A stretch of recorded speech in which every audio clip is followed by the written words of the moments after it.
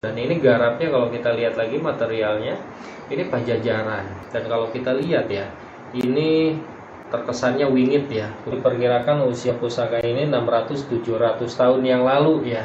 Kalau dibilang seni, mungkin era-era kesini. Kalau dulu pusaka ini merupakan suatu solusi. Satu solusi untuk setiap si pemesan atau si pemegangnya.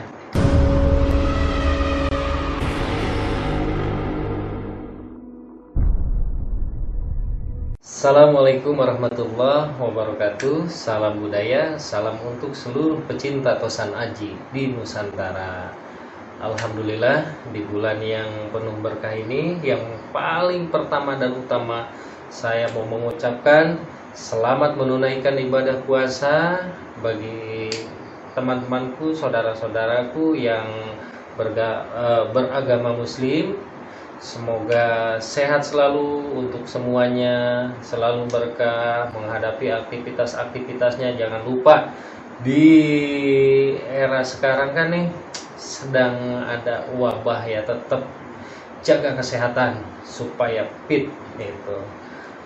Nah, di awal Ramadan, kebetulan ini malam saya lagi set beberapa pusaka hanya untuk memasukkan dokumentasi keterangan dari era-era pusaka yang ada di sini gitu. Tapi ada hal yang terbaru yang baru saya dapat. Ini saya baru dapat 4 pusaka, 3 dapur keris, 1 dapur jimatan. Nah, kita review. Yang pertama, ini dapurnya brojol. Kalau kita lihat pamornya lebih condong ke sebetulnya bentukan daripada ngulsem atau ngulit semongko. Hanya di sini ada bulatan-bulatan yang merupakan simbol daripada kalau kita bilang semacam tirto tumetes ya. Tapi ini dalam ini ngulit semongko ya, yang terdapat dalam pamor ngulit semongko tersebut gitu. Jadi simbolnya lebih ke arah kerejekian ini. Nah, estimasi dari pusaka ini era Tuban.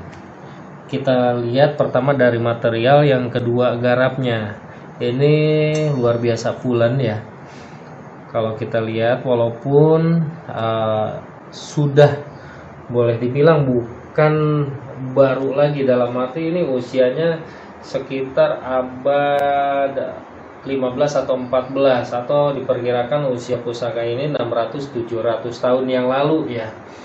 Di sini ada sedikit ya, wajar lah ya untuk seusia pusaka ini korosi merupakan hal yang lumrah.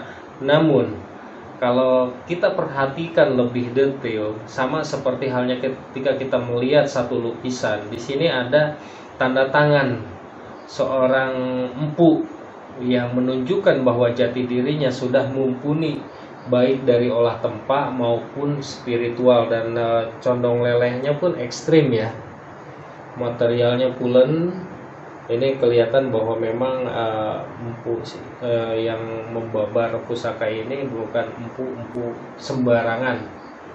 Nah, keris brojol ini seperti yang sudah ada di video-video saya, ini merupakan simbol daripada kemudahan berdapur lurus, agar selalu mengingat kepada Sang Hyang Widi atau Sang Pencipta. Karena pusaka ini merupakan kitab terbuka namun tersirat, filosofi hidup ada di sini. Jadi kalau dibilang seni, mungkin era-era kesini. Kalau dulu pusaka ini merupakan suatu solusi untuk setiap si pemesan atau si pemegangnya. Nah, ini untuk pusaka yang pertama. Yang kedua, kita lihat lagi. Ini berdapur apa? Coba kita lihat. Ini tilam upih ya. Hanya tikel alisnya sudah sedikit korosi dimakan usia. Kita lihat materialnya, ini padat, luar biasa ya. Pamornya ini lining wari, menggambarkan bahwa sebuah harapan dari si pemesan pusaka agar selalu diberikan rezeki yang selalu ada, dalam arti seperti air mengalir. Nah, ini dapurnya Tilam Upi. Konon zaman dahulu keris Tilam Upi ini dipesan jauh sebelum anaknya menikah. Jadi harapan orang tua agar rumah tangga anaknya ini selalu diberikan kemudahan dan kelancaran, terutama pamor-pamor ini kan menyimbolkan satu kerezekian. Dan kalau kita lihat ya, ini terkesannya wingit ya pusaka ini, wingit sekali ini. Ini kalau kita lihat lagi dari garap, tempat, dan material, ini masuknya era Kerajaan Madura abad 17-an. Nah, ini yang kedua. Nah, yang ketiga saya dapat dalam bentuk ini seperti jimatan. Tadinya ini dibungkus kain putih, setelah kain putih dibungkus kain hitam, hanya sudah saya rapihkan sedikit ya agar kelihatan sedikit fresh lah. Ini yang dinamakan pusaka Selo Katingal. Kalau kita lihat lagi dari material dan garapnya, ini masuk era Sulawesi ya. Hanya ada yang sedikit unik di bagian punggung. Ini ada cekungan ya. Kalau di pedang mirip di jalan darah ya. Tapi ini kategorinya jimatan. Pamornya ini pamor keleng. Nah, yang selanjutnya ini kita lihat warangkanya masih originalan, lokasian ya. Ini sudah sempat saya rapihkan. Wow, luar biasa. Ternyata ini pusaka yang disebut keris Mahesa Lajer atau Kebo Lajer, yang identiknya ini lebih identik ke petani. Hanya kalau saya bilang itu perspektif yang sangat kalau kita bilang sempit ya. Jadi dapur Mahesa atau Kebo ini menggambarkan bahwa manusia itu harus gigih, harus kuat, namun bersih ketika mencari sandang pangan dan papan, dalam arti rezeki itu. Dan ini garapnya kalau kita lihat lagi materialnya, ini pajajaran. Pamornya menyimbolkan pamor yang harapan empu ke arah kerezekian ya. Ini ciri khas pajajaran, tipis, pulen, dan gandiknya sedikit tinggi ya. Ini pusaka pajajaran ini terkesan wingit ya, wingit, dan harumnya juga masih harum bawaannya ya, bawaannya. Nah, di malam ini ada sesuatu yang spesial, dan jujur saya baru memegang langsung. Ini pusaka atau yang disebut pedang Batak ya. Ini dari Tapanuli Utara.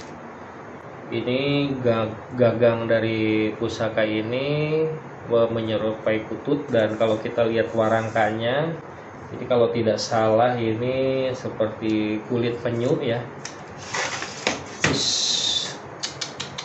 Wah, ini bukan pusaka kaleng-kaleng ya. Ini garap dalam arti pada zaman dahulu ini hanya dimiliki oleh kerabat kerajaan, bisa panglima atau bahkan putra mahkota. Ini asli dari Halakita dong. Jadi ini punya pusakanya orang Batak ini, Horas bah. Nah, ini elegan ya, ini luar biasa. Saya seumur main pusaka baru pegang pusaka ini, dan susah deh diungkapin kata-kata ya. Jadi pusaka itu bukan dilihat besar kecilnya, bukan dilihat keindahan itu tergantung dari pemahaman gitu. Ada indah secara bentuk, ada indah secara pengetahuan. Jadi yang enak itu dua-duanya. Itu. Ini luar biasa. Pusaka-pusaka peninggalan dari para leluhur kita. Ikuti terus channel Denmas Pamor. Jangan lupa untuk yang baru gabung, like and subscribe-nya supaya bisa update terus dari video-video yang akan saya suguhkan, baik itu berupa peninggalan sejarah atau situs-situs dari para leluhur kita. Mohon dukungannya, doa, semoga selalu sehat dan berkah. Wabillahi taufiq wal hidayah. Wassalamualaikum warahmatullahi wabarakatuh.